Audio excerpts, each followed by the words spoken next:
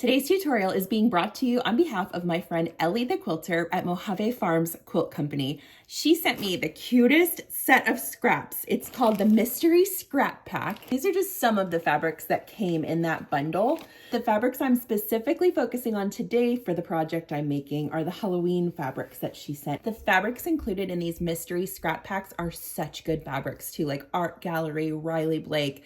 Definitely fabrics that you're going to want to sew with. The reason I love these scrap packs so much is because they're great to have on hand as like filler if you have like a patchwork quilt that you're working on. These are also amazing for English paper piecing if you wanted to make a project out of them.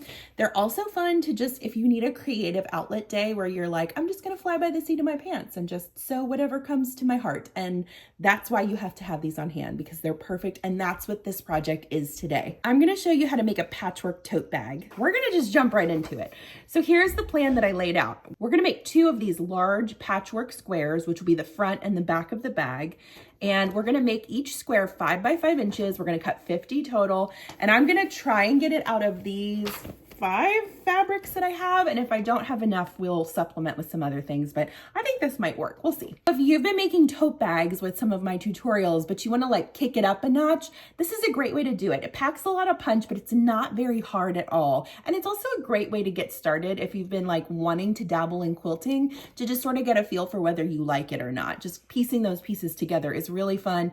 To me, it's really therapeutic, but you can decide for yourself. Let's get into it. The first thing I always recommend you do is iron out your fabrics and get them nice and flat for the project you're going to work on.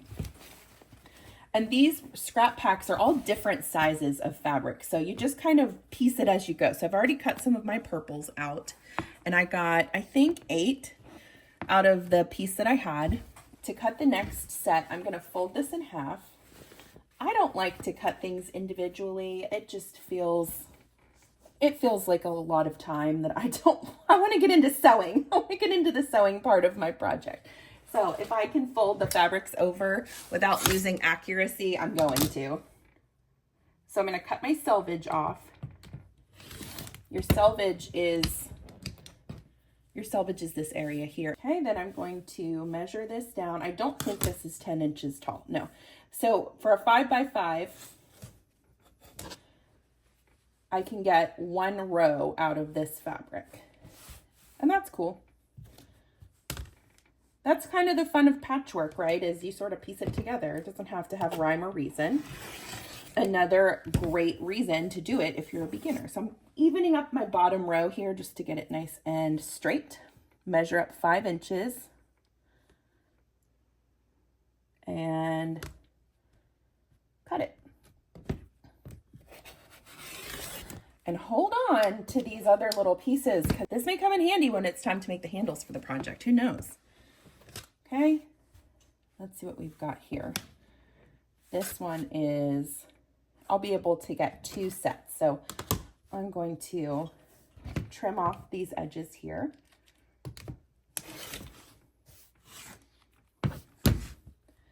And cut this one at 5 inches.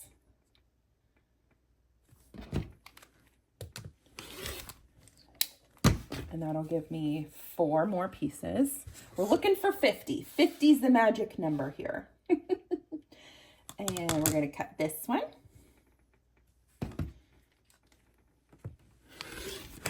I'm going to go ahead and continue cutting out my pieces for this project. And once I get to 50, I'll meet you back here and show you the next step. Here are my 50 squares, and we had this much left over. I mean, these scrap packs go on forever, you guys. They're awesome. So I have a lot of this one with the words on it and the cats. So I'm going to kind of lay those out first and make sure that I use them up. And what you're going to do is just start laying your squares out however you feel like it. We're going to do 5 by 5. We're going to make a grid of 5 by 5. And once you get things sort of laid out, you can see where, you know, different ones might be close to each other that don't need to be. It's okay to double up in a row. It's patchwork, y'all. Just make it however you feel like it. Sometimes sitting here and looking at it is trickier than if you just like back up and take a look at it that way. But I think this will be good. This is going to be a large tote. Now remember, you're going to be sewing these together, so you're losing a bunch of your seam allowance. But yeah, if we need to trim it down, we can. Once you get this laid out the way you want it, let me show you how to sew it together. Leaving it in its grid pattern is actually the best option here because you can just sort of work your way across. So I'm just going to start by folding this over pretty side to pretty side. And I'm going to sew a 1/4 inch seam. Now you could actually chain piece these if you want to.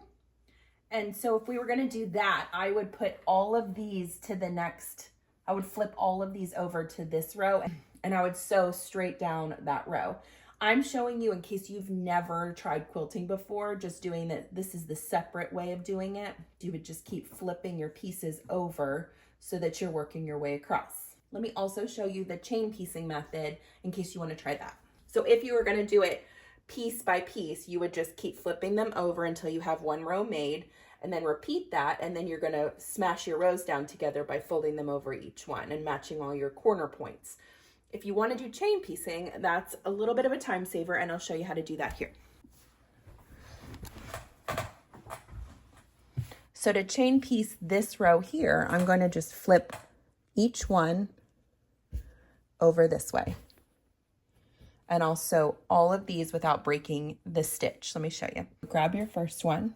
I'm going to switch to my 1/4 inch quilting foot with guide. To use this, you're just going to make sure your fabric is touching this bar as you push it through. And that will help give you a very accurate 1/4 inch seam. Make sure your needle is centered over where the hole is for this foot. Okay, grab your next one in the line. Center everything up. And without using a break in your stitches, you just keep sewing and your feed dogs will pull that next set through. And then pull your next one up and you see where this is going.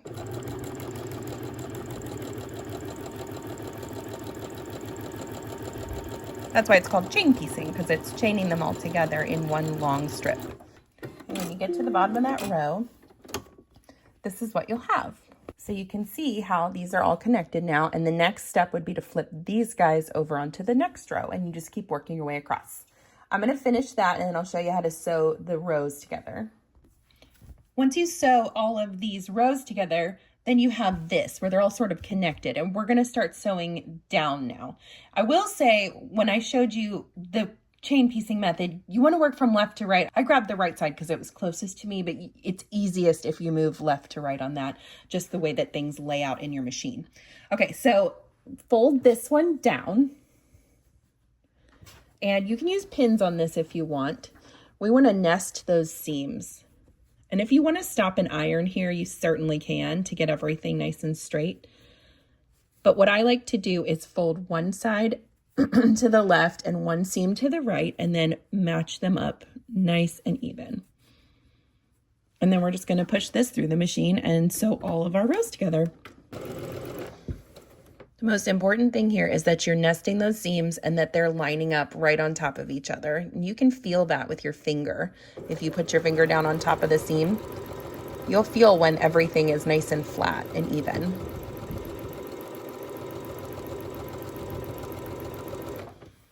This is going to be cute. I wonder if this will be a trick-or-treat bag. I guess it depends on how big it is. When you sew them together, obviously you're losing some real estate. So even though it looked enormous on the cutting table, I don't think once we get the bag put together and once we get like the boxed corners at the bottom, I don't think it's going to be as big as it started. However, it never hurts to have an enormous bag for trick-or-treating, right? Let's see how those seams matched up. Oh, this is coming together so cute. I really like the purple punch in the fabrics. Okay, so keep working your way down and I'll meet you back here and we'll press this all out. Just a quick note, it doesn't have to be perfect, okay? If your little seams don't line up and match right in the corners, I don't want you to stress it. It's not about perfection, it's about learning and making sure that you are having fun. Are you having fun? Then keep going. We're all gonna be fine. Hot off the presses. This is looking really good. Okay, we're gonna take this over to the ironing board and I'm gonna press it out so that it's nice and flat. And then I'm gonna repeat all of this with my second set of squares so that we have 2 of these. And then I'll show you the next step. Once you get all of your patchwork pieces sewn together, your square will now measure 23 inches by 23 inches. So it's whittling down a little bit. The next thing we're going to do is attach this to something to make it a little more stable. So you have several options with this, and I'll show you a few that I have here on hand, and then I'll show you what I'm gonna choose to go with. So you could always do fusible fleece, which is sticky. It's got these bumps on one side and then it's smooth on the other. This would give you a little squish to your bag, but it would not be stable enough to like stand up on its own if that's important to you. But it would work, it would be fine. That would be for something like a collapsible type bag where you could fold it up and throw it in your car really easily. They also make flex foam. Now this is the cheaper flex foam and it's just foam on both sides, but they also make flex foam that's a little nicer, it's a little more expensive, and it has a fusible side where you can iron it onto your piece, and that helps kind of keep it in place when you're quilting it. So this would be another option. This is a little bit thicker than the fusible fleece and it would definitely give your bag more structure. I'm not sure if it would completely stand up on its own if you like set it down on a table, but it's still a really great option. So if you've followed me for any amount of time, you also know that I love using Dollar Tree materials, and you technically could get some dish mats if you wanted to and piecemeal them together to form the backing of this, and that would be a really cheap option, be like $1.25 per dish mat. I'd say you'd need probably 3 to cover the bases here. You could also make this smaller, right? Like if you wanted to cut out a line in a row, that's fine too. It's literally up to you. Whatever you want to do is fine. I actually got this at our local craft thrift store in Nashville, Tennessee. This was on half price day. No, it was 75% off. I got this for $2. And it is super structure foam, and I thought it would be kind of fun to see. I haven't sewn with this yet, and I thought it would be sort of fun to make a bag with it just to see what happens. This is a lot thicker than the other options that I've shown you, but it's not gonna like be hard to sew on. And this one also comes with that side that has the iron-on bits on it, so you can iron this onto your quilt top and that'll keep it nice and stuck together for when you quilt it, which we'll do on the next step. So I'm gonna go ahead and cut 2 pieces the size of my squares out of the super structure foam, and we'll move on to the next step. The other reason that I chose this foam is because it's big enough that I don't have to like piece everything together to make it work, and that makes it easier for me. Plus, I got this for a steal. So if you have any sort of like craft thrift store, even Goodwill sometimes gets these materials in, keep an eye out because this has been sitting in my craft room for over a year just waiting for the right time, and today is the day. I'm gonna cut my other one out and I'll show you the next step. I'm gonna lay my foam out with the bumpy side facing up and lay my squares right on top of it. And it's okay if the foam is a little larger than your squares. That's actually a good thing because you can trim it down when you're done, but you can't add any on once you cut it. So better to go a little bit bigger and then cut it down once you're done with your next step. And then I'm just pressing this on here with some heat. Make sure you don't get any bubbles. You want to keep it nice and straight and flat as you're attaching it. And it's literally this easy. It just goes right on. And it's good and stuck now, so when I go to quilt these lines on here, which is our next step, it won't move on me. I'm gonna finish this and attach my second piece to the other foam, and then I will meet you at the machine. Once you get your 2 pieces stuck onto the foam, it's time to quilt it. And I'm gonna keep it really simple today. I'm gonna do a 1/4 inch on either side of the seams, turn it, and then do a 1/4 inch on either side of those seams. And I'm using this adorable purple ombre thread that I got at Hobby Lobby for 99 cents on clearance. It has been waiting for its time to shine, and that day is today. Purple ombre thread. Thread is loaded. I'm going to use my 1/4 inch mark and go 1/4 inch to the side of that. And just keep your eye on that notch that you're lining your seam up with. Don't worry about watching your needle in this step. You want to make sure that it's lined up with that notch. That's what's going to keep your stitches and your seam lines nice and even. And just take your time with this, okay? It's not a race. You want it to look nice and straight. I'm gonna keep quilting these lines. And once I get done going right to left, I'm going to turn this a quarter turn and do the opposite way. Quilting accomplished. Look at those cute little crossways stitches. I think this turned out adorable. And now it's even more flexible and easier to like move around and manipulate. So we've got both of these done now. The next thing we're going to work on is the lining, and I think I may add a pocket to this bag. I was digging through my scraps trying to figure out what might look good with this bag, and it hit me all of a sudden. I have this cat fabric that is so stinking cute, and I just think that it was made to be the lining of this bag.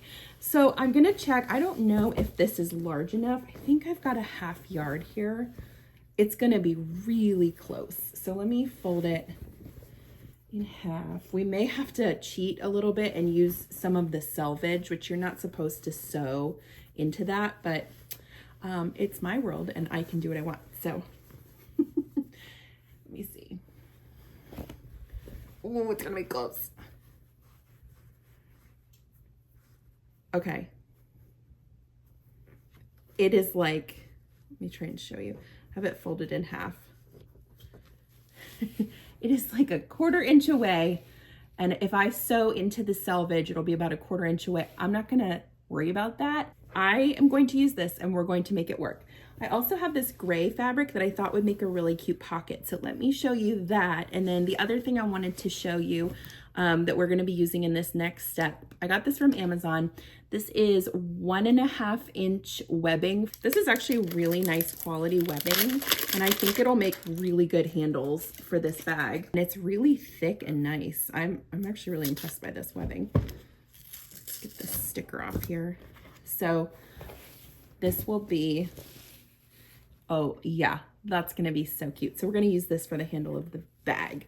I think that's all the updates I needed to share. So I'm gonna put this up for just a minute while we work on cutting our pieces for our lining and then making the pocket. And then we will move forward with constructing the bag. I've got my lining ironed out really flat. That's a good way to get a little extra yardage out of your pieces. Just make sure that you're pressing them as flat as possible. And to cut this, I'm going to lay my bag piece right on top. The other thing you could do if you were stressed about this not fitting exactly is you could trim the sides of this bag just a smidge to make it fit the lining. I hate to do that, so I'm gonna see if I can get away with not. I like to live dangerously. So what we're really looking for is the top to cut to the right size. So just trim that. I think it's gonna be fine.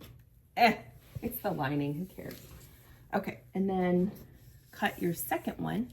These cats are so cute. And since we have cats on the front, somebody who likes cats could really benefit from this bag. And we're gonna trim that one. And now we're gonna look at making the pocket. So here's how I'm gonna construct that. And I'm just using scraps to make this. I know that I'm gonna box my corners a fair amount. So I'm not gonna put the pocket all the way at the bottom. I'm gonna put it about halfway up the bag. And folding this in half, just kind of mocking it up right now, that will, if I divide these pockets, that'll give me some nice little pockets on the inside of this bag. So I've got this folded over and I'm gonna just shore up my edges here. So I'm getting rid of the selvage down here at the bottom. And I'll pull it down. And I'm gonna even up the top edge.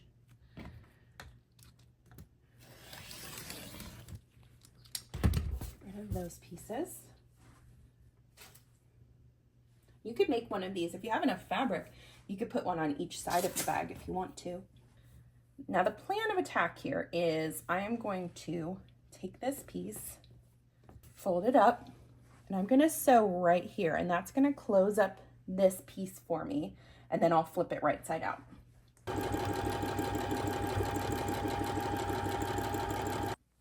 Once it's completely sewn, trim off a good portion of that seam allowance just to get it out of the way. You could also do a smaller seam allowance when you're sewing it if you don't want to do this step. Just avoid it, make it smaller. And then we're going to turn it right side out. Take it to your ironing board, and what you want to do is press this seam nice and flat, because this is going to be the bottom of your pocket, so that the top is nice and just no seam. Once you've got it all pressed out and you've decided which side is the top, go ahead and top stitch it. And a top stitch is just a regular stitch done about 1/8 of an inch away from the top edge of something. You can lengthen this stitch if you want. That makes it a little more decorative. I'm just going to leave it the way it is. But I am top stitching because it looks more professional when you have top stitching. If it wasn't there, I don't know, maybe you wouldn't notice it if you never have done a top stitch, but if I forget to do a top stitch on something like this, for some reason it really bugs me. And a lot of times I'll go back and rip it out just to put this stitch in, which is a little psychotic, I guess. I just think it looks nice. Let me show you what it looks like. You could even do a decorative stitch here if you wanted, like something fancy. I don't know, I just think it makes it look more professional. The next thing I'm going to do is lay where I want the pocket to be, and I want it to be about 8 inches from the bottom because I'm going to box these corners, which means the bag is going to get more squat. It's going to get shorter. So if my pocket is too close to the bottom of the bag, it'll just get eaten up in the boxed corner. But if it's too high, it really won't help you because it'll get stuck in the top part of the bag. So right in the middle is good. 3, 4, 5, 6, 7, 8. Lay it out. I'm going to place pins throughout this area to keep it nice and flat, because my next step is going to be to attach this to the bag and sew some sections into these pockets. Once you're good and pinned, I will show you how to sew the bottom, and then I'll show you how to sew the middle sections. Okay, so now that we've got this pinned, the next thing I'm gonna do is sew this bottom edge to close up the bottom of the pocket. So we've got the bottom sewn. Now it's time to figure out where we wanna put these pockets. And you can do this however you like.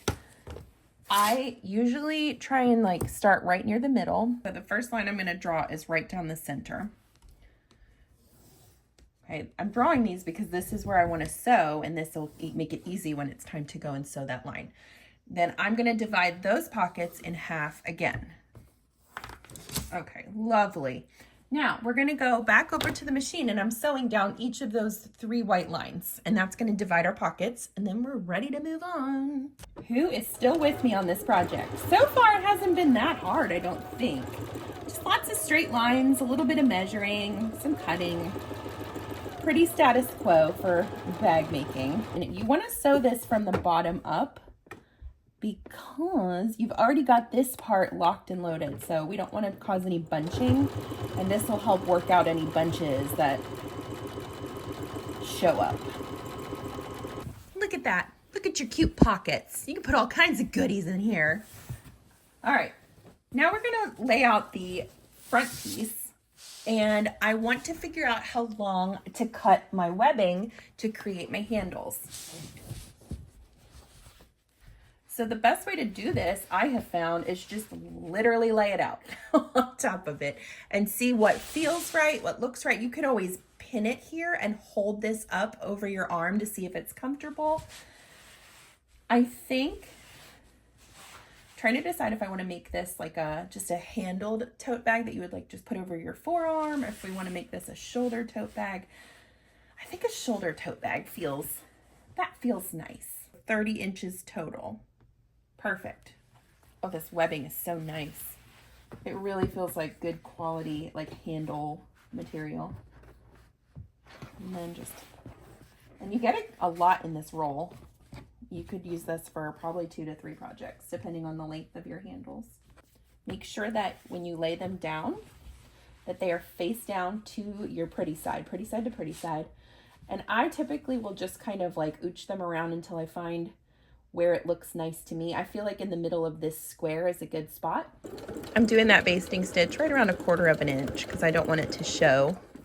when I go to sew my final seam at a 1/2 inch. All right, so we've got those handles basted in place, and now I'm gonna lay my lining pretty side down, and I'm going to clip it across the top. This is where we're going to attach the lining to the main part of the bag. And it is going to fit perfectly with just a tiny bit of cheating with that selvage sticking out there. And I don't care.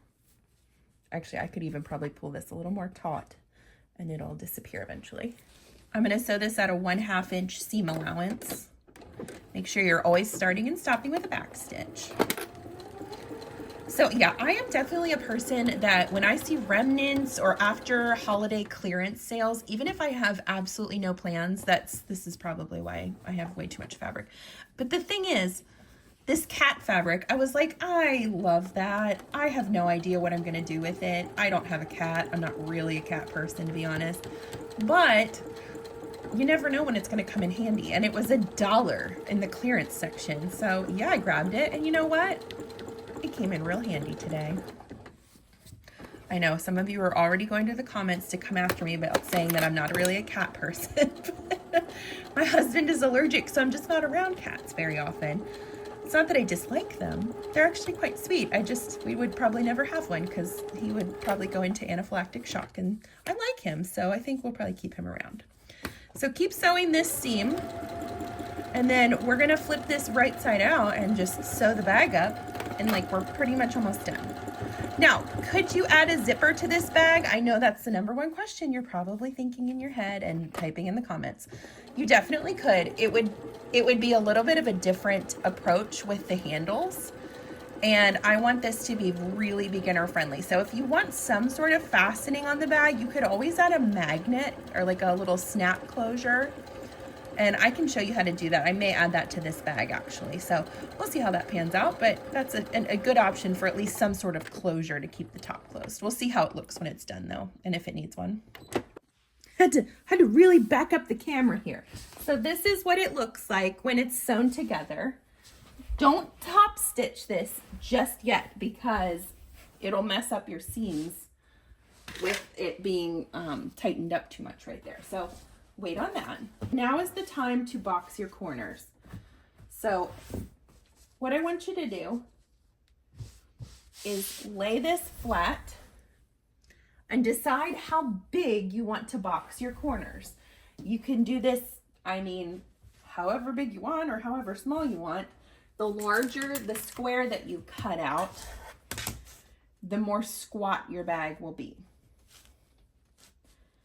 And I have never done a 4-inch box before, but I think I might on this bag because it is huge. I don't know. It's worth a try, right? Let's see what happens.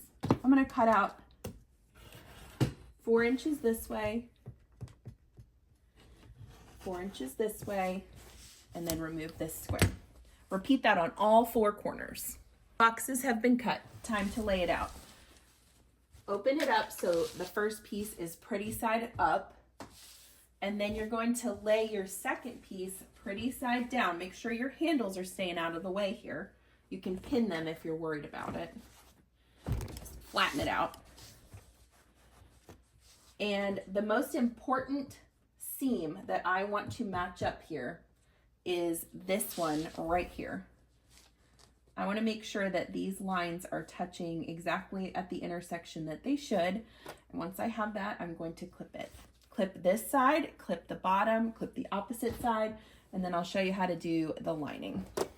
For this bottom lining piece, we don't want to sew this completely across when we go to sew everything because we're going to turn the bag out through that hole. So we're going to sew in just like 2 inches. Or however you feel comfortable. This should be a nice gap to be able to pull everything through. So let's take this to the machine. You're going to ignore these boxed corners for now. We'll take care of those once we sew the perimeters, but just do your side seams, your bottom seam, and then just a 2-inch section on both of these, and we'll meet back here. Doing a 1/2 inch seam allowance again. Now listen, this is a lot of foam to sew through. If your machine doesn't handle heavy duty fabrics like this would be a good time to get a walking foot. If you don't have one, you can get them on Amazon for not too many dollars. And it's a wonderful tool to have on your machine. I'm showing you with my zigzag foot because I want to prove to you that you certainly can do this with just the regular foot on your machine. But if it does feel like it's just not going to work for you, if your machine just doesn't have the horsepower, definitely check out the walking foot. It is such a helpful tool to have in the sewing room. It's basically what I like to call four-wheel drive for your sewing machine. While you're doing this, keep stopping and evening up your edges. We want these to be nice and straight. It also doesn't hurt for you to double check that your seams are matching up on those patchwork squares. This is actually moving through really nicely. And I really like this heavy duty foam. We'll see how well it does when you turn the bag out. It's definitely going to give it shape. It'll hold its shape really well with this nice thick foam. And so far it's not been tricky to sew with at all.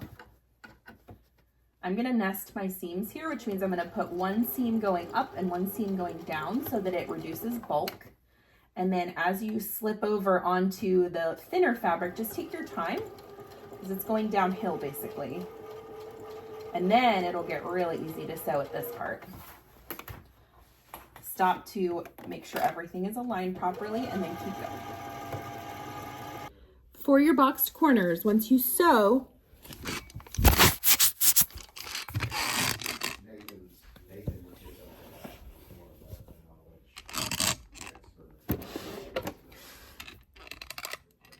for those boxed corners, once you get everything sewn around the perimeter, just reach down and open it up and match those seams. And then you're going to sew a 1/2 inch seam right across this area right here. And that's what's going to box the corner. Make sure you're opening up those seams as you sew, and then just keep working your way across, catching all the layers of fabric as you go. End it with a back stitch. And then repeat that on your other 3 corners. This is the time in the project where I start to get a little like butterfly feeling in my belly because I cannot wait to see how it turns out. Because even when you just change something small, like boxing these corners at 4-inch squares, I've just never done a box that big. I know that it's going to give me more floor space in the bottom of my bag, which is exciting, but I'm just really curious to see how it looks when it gets turned out. Plus, it's fun to see how all those patchwork squares come together. It's just a fun feeling. People who don't sew, I feel like always look at you like you're crazy when you explain to them that making a project like this, you would be doing it all completely from the inside out, and then you only turn it right side out at the end. Like, if they don't know the mechanics of how things work like that, they look at you like you're crazy. And to be honest, I kind of love it. It's like we're magicians. Okay, nest those seams and then work your way across. These lining pieces should go through easy peasy once you've done all that foam. It's time. Let's turn this bag right side out. So I'm going to use the hole that I left open, and we'll see if I made any grave mistakes on this bag. Once you get this turned out, is a great time to check all of your seams to make sure everything got caught correctly, because now's the time to fix it before you close everything up. Oh my God, I'm so excited. I can't even keep going because it's already so cute. Okay, so before I mess with it, I am gonna find my side seams and make sure that everything got put where it was supposed to, that nothing is sticking out in an unsightly manner. I'm gonna sit here and probably cry a little bit because it's so pretty. All right, we're good. It looks good to me, so before I stuff everything back in and really fold this guy up to be done, let's double check those pockets too. Look how cute those turned out. You got some nice big pockets, yeah? You can fit a phone in there, all kinds of stuff. All right. Poke those corners out too with your finger while you're able to get down into the guts of the bag. Oh my gosh, this is gonna hold so much. This would be a great trick-or-treat bag. Oh my gosh, gosh, my daughter's gonna steal this from me. That's okay, she always does.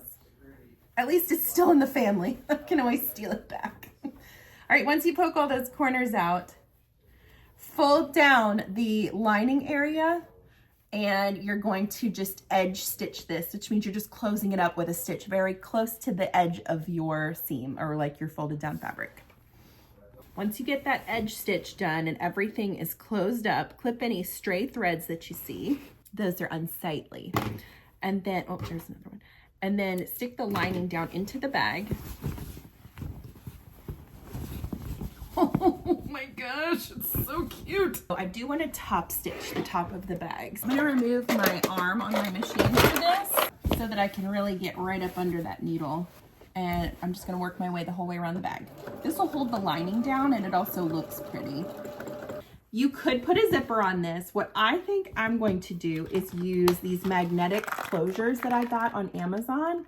And I'm gonna sew 2 of them on right underneath the handles on each side. Also, let's just admire the cats for a second because they're so cute.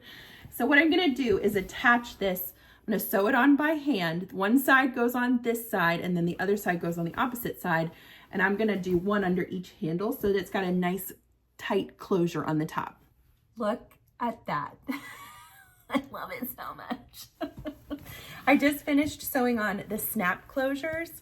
So these are right here and I put one under each handle and they fit perfectly to snap that bag closed. So if zippers stress you out, all these are sew in and you just sew them right around. What do you think of my mystery scrap bundle bag? Remember guys, all these fabrics on the outside of the bag came from Ellie the Quilter at Mojave Farms Quilt Company in one of their mystery scrap bundles. And every scrap bundle is so different. It is really fun to come up with some really cute combinations.